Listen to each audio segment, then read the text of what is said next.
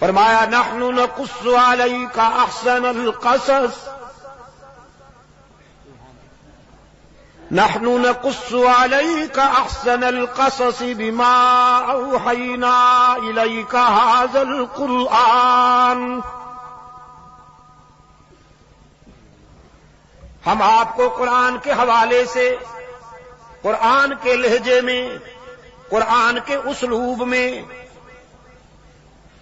وہ حالات سناتے ہیں، وہ بات بتاتے ہیں کہ جو تمام باتوں سے خوبصورت بات ہے احسن القصص۔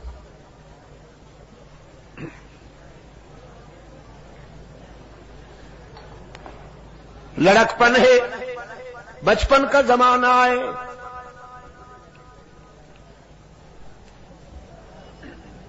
اور اللہ نے یوسف علیہ السلام کی محبت یوں تو ہر دل میں ڈال دی تھی، لیکن یعقوب علیہ السلام کے دل میں یوسف کی چاہت کا چراغ روشن کیا، امتیازی شان دی۔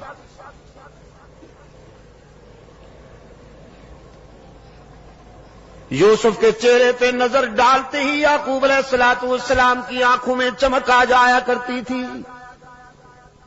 افسردگی دور ہو جایا کرتی تھی، گرانی دور ہو جایا کرتی تھی، چہرے پر غم و اندوہ کے آثار مٹ جایا کرتے تھے، راحتوں کی صبح طلوع ہو جایا کرتی تھی۔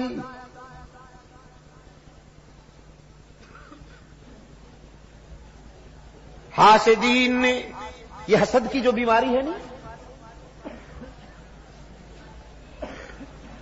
نظر نہیں آتی لیکن جلا کے رکھ دیتی، اللہ محفوظ رکھے۔ اور صرف دشمن ہو کیوں لاحق نہیں ہوتی، بھائیوں کو بھی لاحق ہوتی۔ حسد کی بیماری صرف دشمن کو ہی لاحق نہیں ہوتی، بھائیوں کو بھی ہو جاتی ہے۔ فَإِنَّ كُلَّ ذِي نِعْمَةٍ مَحْسُودٌ، اللہ جب کسی کو نعمت عطا کرے گا، کوئی خوبی عطا کرے گا تو اس پر حسد ضرور ہوگا۔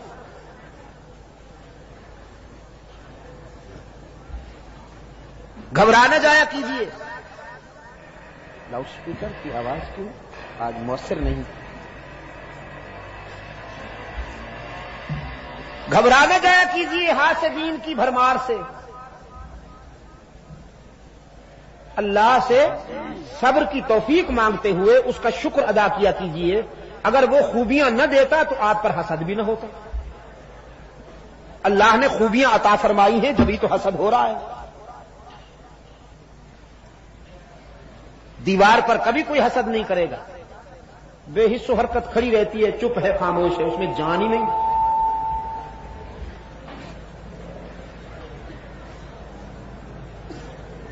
خوبیاں آئیں، حسن آیا، جمال آیا تو حسد بھی آیا۔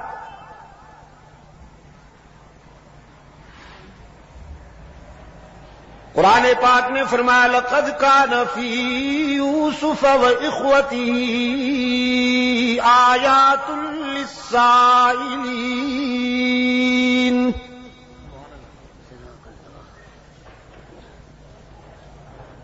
زندگی کی تلخیوں سے گھبرائے ہوئے لوگوں کے لیے بہت ساری عبرتیں پنہاں ہیں اس بات میں۔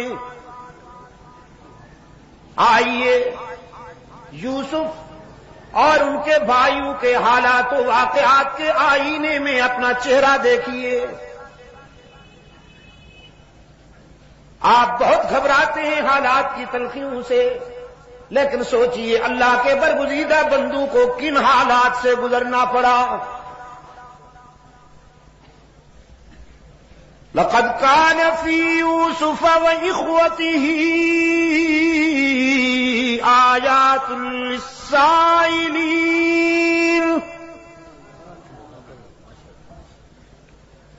إِذْ قَالُوا لَيُوسُفُ وَأَخُوهُ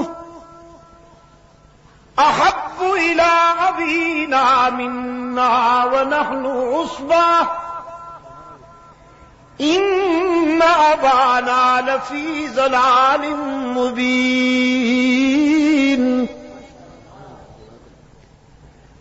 قصور دیکھیے، حسد کے بیماروں نے سب سے بڑی بات یہ کی، ہم پرانے ہیں، ہم بڑی جماعت ہیں، اور یہ ایک ہے، عمر میں بھی ہم سے چھوٹا ہے۔ کبھی کبھی عمر میں چھوٹا ہونا بھی آزمائش ہو جاتی ہے۔ ہم بڑی جماعت ہیں اور یہ اکیلا ہے، عمر میں بھی چھوٹا ہے، لیکن والد گرامی کو دیکھیے، بس یوسف کے چہرے پہ نظر جمی رہتی ہے۔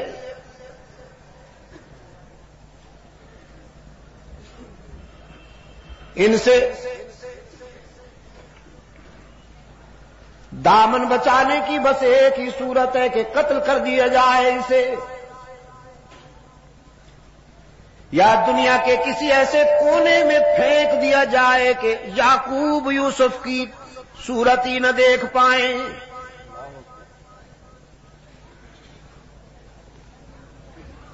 یہ اور اس کا بھائی بنیامین،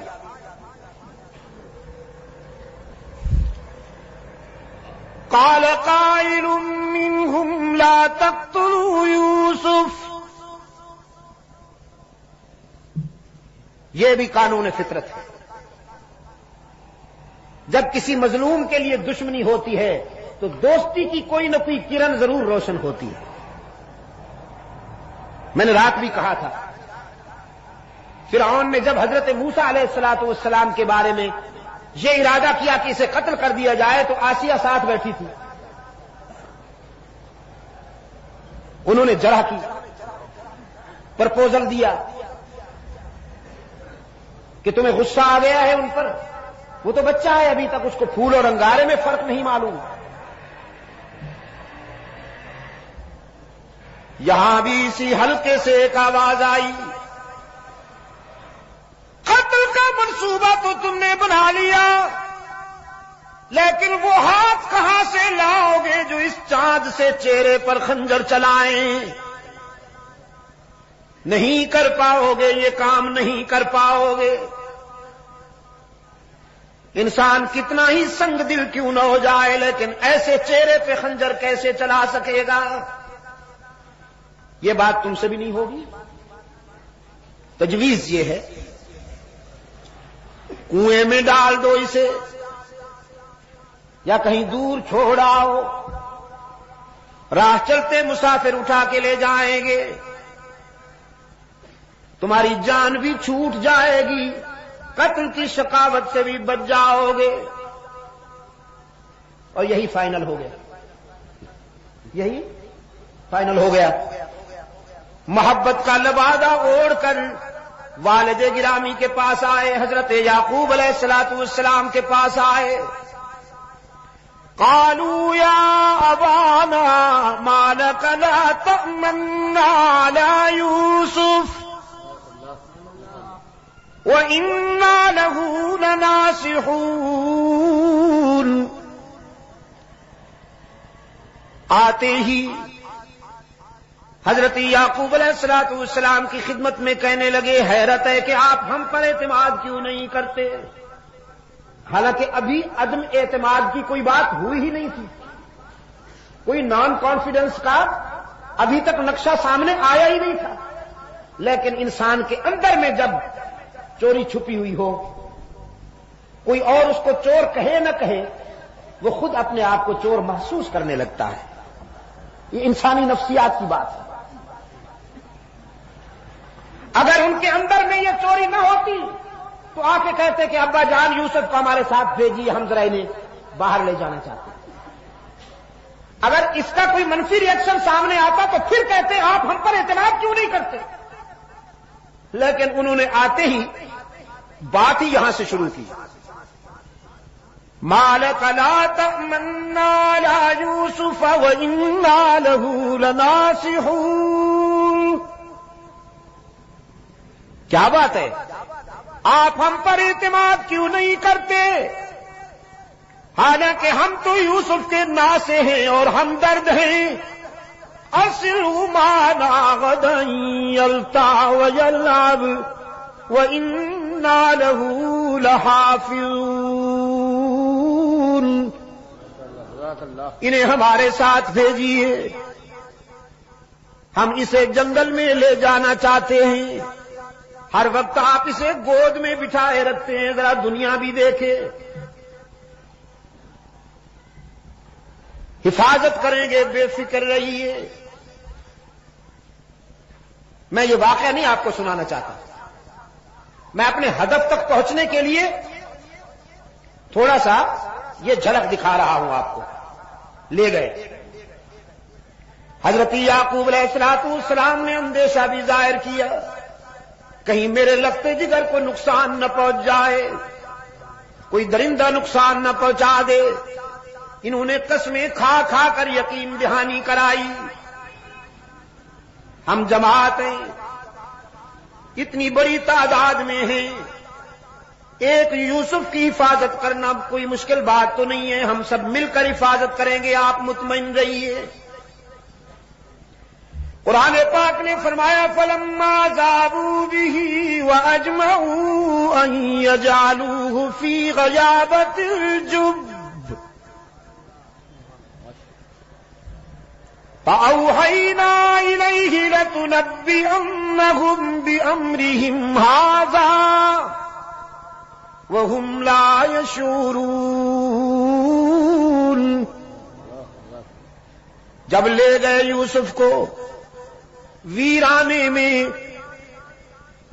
اور اپنے پروگرام کے مطابق یوسف کو کنویں میں ڈالنے کے لیے تیاریاں کرنے لگے، رب العالمین نے فرمایا ہم نے یوسف کے دل میں تسلی اتاری،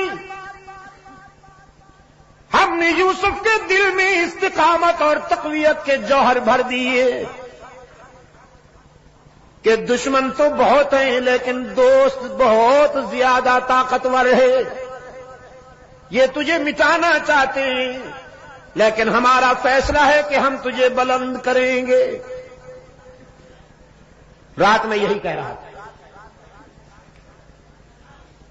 مکہ والے مٹانا چاہتے تھے اور عرش والے نے بلند کرنے کا فیصلہ کیا تھا. یہاں بھی یوسف علیہ السلام کو مٹانے کا پروگرام بنایا گیا، کنویں میں ڈالا گیا. رب العالمین نے روح الامین کو حکم دیا جاؤ میرے پیغمبر کو اپنی آغوش امانت میں سنبھال لو.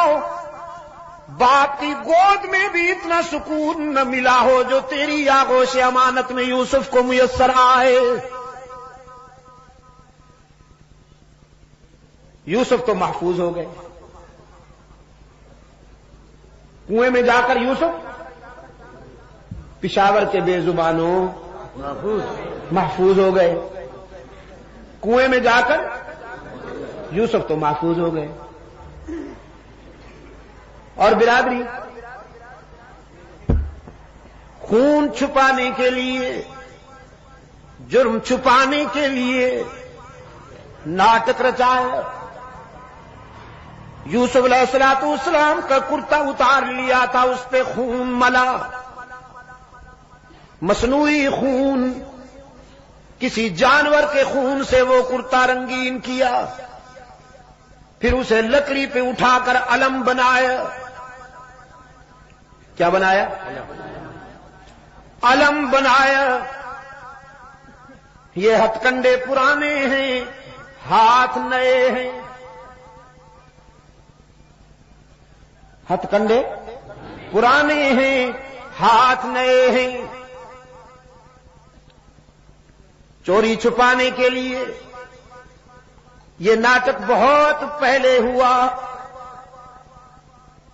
جناب یوسف علیہ السلام کا خون آلود کرتا لکڑی پہ اٹھائے ہوئے، مصنوعی آنسو بہاتے ہوئے، چیختے چلاتے ہوئے، قرآن کی زبان میں شام غریبہ مناتے ہوئے حضرت یعقوب علیہ السلام کی خدمت میں آئے. قرآن کہتا ہے وَجَاءُوا أَبَاهُمْ عِشَاءً يَبْكُونَ.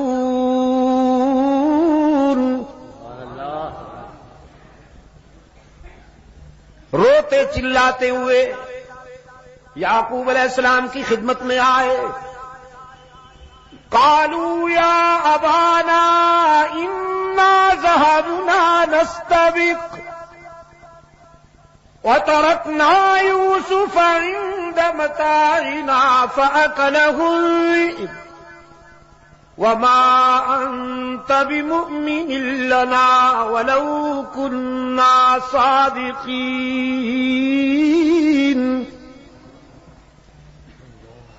اپنی کہانی بیان کی. ابا جان خطرہ یہ ہے کہ آپ ہماری بات مانیں گے نہیں، حالانکہ ہم محب اور سچے لوگ ہیں، محب اور سچے لوگ ہیں. انا ذهبنا نستبق وتركنا يوسف عند متاعنا فأكله الذئب. ہم یوسف کو لے گئے ویرانہ میں، ہم تو کھیلنے میں لگ گئے، بھیڑیا کم بخت آیا کھا گیا ہمارے بھائی کو. کیا کرتے ہم پتہ ہی نہیں چلا. قرآن کریم نے فرمایا اپنے دعوے کے ثبوت کے طور پر وہ کرتا پیش کیا حضرت یعقوب علیہ السلام کی خدمت میں. وَجَاءُوا عَلَىٰ قَمِيصِهِ بِدَمٍ كَذِبٍ. جناب یعقوب علیہ السلام کے سامنے جب یوسف کا کرتا پیش ہوا تو بڑے غور سے دیکھا کرتے کو، ہر جانب سے ہر زاویے سے اسے پرکھا. فرمانے لگے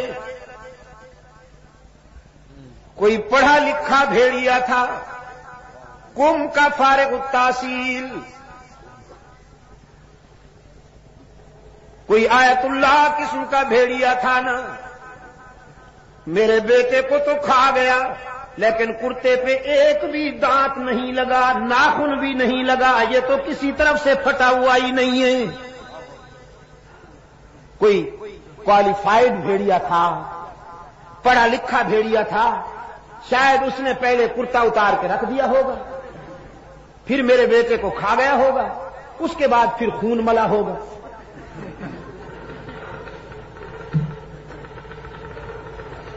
فرمایا بل سولت لكم انفسكم امرا فصبر جميل والله المستعان على ما تصفون. سمجھ گئے ساری کہانی. فرمانے لگے تمہارا منصوبہ معلوم ہوتا ہے، یہ سب ناٹک رچا رہے ہو، لیکن میری سنو. اپنے بیٹے سے متعلق یہ دل خراش اور دردناک خبر سننے کے باوجود میں تمہاری ماتمی کارروائیوں میں شرکت نہیں کروں گا، میں تو صبر کا دامن نہیں چھوڑوں گا. فصبر جمیل واللہ المستعان علی ما تصفون. میں اللہ سے ہی مدد مانگتا ہوں، وہی میرے لختے جگر کا نگہبان ہے اور حفاظت کرنے والا ہے. رات بھی بات یہاں آئی تھی، اتفاق سے آج بھی پھر اسی موڑ پہ آ گئی. انبیاء اور رسول نے جب بھی مدد مانگی کس سے مانگی؟ عجم کے بیماروں تک ہی کی حرارتیں پہنچاؤ. اللہ عجم کے بھی کے بیماروں کو شفائے کاملہ عطا فرمائے، ان کے فکر و نظر کے اندھیروں کو قرآن کے اجالوں سے دور فرمائے. انبیاء اور رسول نے زندگی کے سفر میں جب بھی کوئی مشکل مقام آیا تو کس سے مدد مانگی؟ واللہ المستعان علی ما تصفون. یعقوب نے بھی بیٹے کو اللہ کے حوالے کیا، اور ان مراحل سے گزرنے کے بعد جب یوسف کو انعام ملا، ایثار، استقامت اور وفا کا سفر کرنے کے بعد جب اللہ نے یوسف کو انعام عطا کیا ہے، پاؤں کے نیچے مصر کا تخت ہے اور سر پہ نبوت کا تاج ہے۔ انعام پسند آیا آپ کو؟ پاؤں کے نیچے مصر کا تخت ہے اور سر پہ نبوت کا تاج ہے۔ روحانی طور پر بھی صاحب اختیار ہیں اور مادی نقطۂ نظر سے بھی صاحب اقتدار ہیں۔ فطرت کبھی کبھی عجیب مناظر دکھاتی ہے۔ کنویں میں ڈالنے والے منگتا بن کر آئے ہیں، سوال کرتے ہیں غلے کا۔ جناب یوسف علیہ السلام کے سامنے اپنی حالت زار بیان کرتے ہوئے کہتے ہیں، ایھا العزیز مسنا واہلنا الضر وجئنا ببضاعة مزجاة فأوف لنا الكيل وتصدق علينا ان اللہ یجزی المتصدقین۔ شاہ مصر، ہم بھوک اور افلاس میں اکتائے ہوئے ہیں، مبتلا ہیں، تیرے جود و سخا کے چرچے سن کر حاضر ہوئے ہیں، ہمارے حال پہ رحم کیجئے، ہمیں غلہ عطا کیجئے، ہم جس کا معاوضہ دینے کی پوزیشن میں بھی نہیں۔ جناب یوسف علیہ السلام نے فرمایا، داد و دہش کی بات بعد میں ہوگی، دینے دلانے کی بات بعد میں ہوگی۔ هل علمتم ما فعلتم بيوسف واخيه اذ انتم جاهلون؟ پہلے یہ بتاؤ تم نے یوسف اور اس کے بھائی کے ساتھ کیا کیا تھا، یہ پہلے بتاؤ۔ اور ان بیچاروں کو پہلے بھی شبہ تھا، چہرے کے زاویے بار بار دیکھتے تھے، تجسس تھا، سسپنس تھا کہ یہ چہرہ تو دیکھا بھالا ہے، یہ تو وہم و گمان میں بھی نہیں تھا کہ یہ وہی ہے جس کو کنویں میں ڈال آئے تھے ہم، لیکن تجسس تھا کہ یہ چہرہ دیکھا بھالا ہے۔ اب جب اسی چہرے نے اسی کا نام لے لیا جس کے متعلق وہ سوچ رہے تھے، تو اب چونکے، کہنے لگے ہم نے کیا کیا تھا یوسف اور اس کے بھائی کے ساتھ یہ ہم بھی بعد میں بتائیں گے، پہلے آپ بتائیے کہیں آپ وہی تو نہیں؟ اِنَّكَ لَأَنْتَ یوسف، آپ کہیں وہی یوسف تو نہیں؟ جناب یوسف علیہ السلام نے نعرہ لگایا، انا یوسف۔ اب چھپانے کی کوئی ضرورت نہیں، اب مشیت ایزدی یہ تھی کہ حقیقت واضح ہو جائے۔ قال انا یوسف وہذا اخی،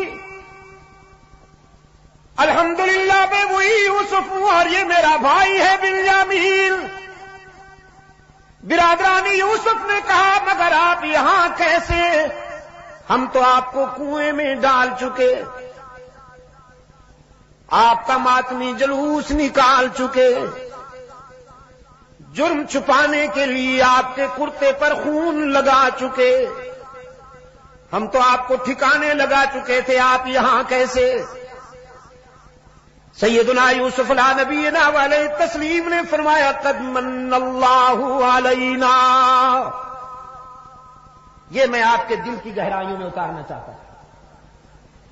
یہاں اپنے دادے کا نام نہیں لیا، باپ کا نام نہیں لیا، تم تو مجھے مٹانا چاہتے تھے لیکن جانتے ہو میں کس کا پوتا ہوں، جانتے ہو میرا باپ کون ہے؟ نہ دادے کا نام لیا نہ باپ کا، اور اگر لے بھی تو دادا ابراہیم ہے، باپ یعقوب ہے۔ دادا وہ ہے جس کی نسل سے کم و بیش 14,000 انبیاء پیدا ہوئے۔ ابراہیم علیہ السلام کی نسل سے کم و بیش 14,000 انبیاء پیدا ہوئے، اور انہی کی نسل سے رحمت عالم صلی اللہ علیہ وسلم آئے۔ لیکن یوسف کی زبان پر دادے کا نام بھی نہیں آیا، باپ کا نام بھی نہیں آیا۔ کیوں؟ کہ مشکلات میں کام آنا نہ دادے کا منصب ہے نہ باپ کا۔ مشکلات میں کون کام آیا کرتا ہے؟ جزاکم اللہ۔ مشکلات و مصائب میں کام آنے والا کون؟ پشاور کے روشن ضمیروں، مشکلات و مصائب کے گرداب میں، مصائب کے بحر زخار میں الجھے ہوئے سفینوں کو کنارے لگانے والا کون؟ یعقوب نے جب پکارا تو کسے؟ یوسف کے لبوں پہ نام آیا تو کس کا؟ پھر جب ہم یہی کہتے ہیں تو پتہ نہیں کچھ لوگوں کو بات سمجھ میں کیوں نہیں آتی۔ ہم کہتے ہیں اولیاء کرام سے محبت کیجیے، اللہ آپ کو یہ شرف عطا کرے کہ اللہ کے پیارے بندوں سے محبت کیجیے۔ اولیاء کرام کی تعلیمات پر عمل کیجیے، ان کے نقش قدم پر چلیے، لیکن مدد کس سے مانگیے؟ اللہ ہی سے مانگیے، کہ انہوں نے یہی سبق لیا ہے، ان کی تعلیمات یہی ہے کہ جب کوئی مشکل موڑ آ جائے تو کسے پکارنا چاہیے؟ اللہ ہی کو پکارنا چاہیے۔ قرآن کریم میں آپ ہر نماز میں یہی وعدہ کرتے ہیں، وعدہ خلافی نہیں ہونی چاہیے۔ ایاک نعبد و ایاک نستعین، ہم تیری ہی عبادت کرتے ہیں، اور ہاں دیکھا نا، اب یاد ہو رہا ہے کچھ، بوڑھا ہو جاؤں گا شاید پھر اچھی طرح یاد ہو جائے گا۔ مدنی صاحب میرا بس چلے نا تو پوری زندگی صرف ایک ہی بیان کرتا رہو، سورہ فاتحہ بس۔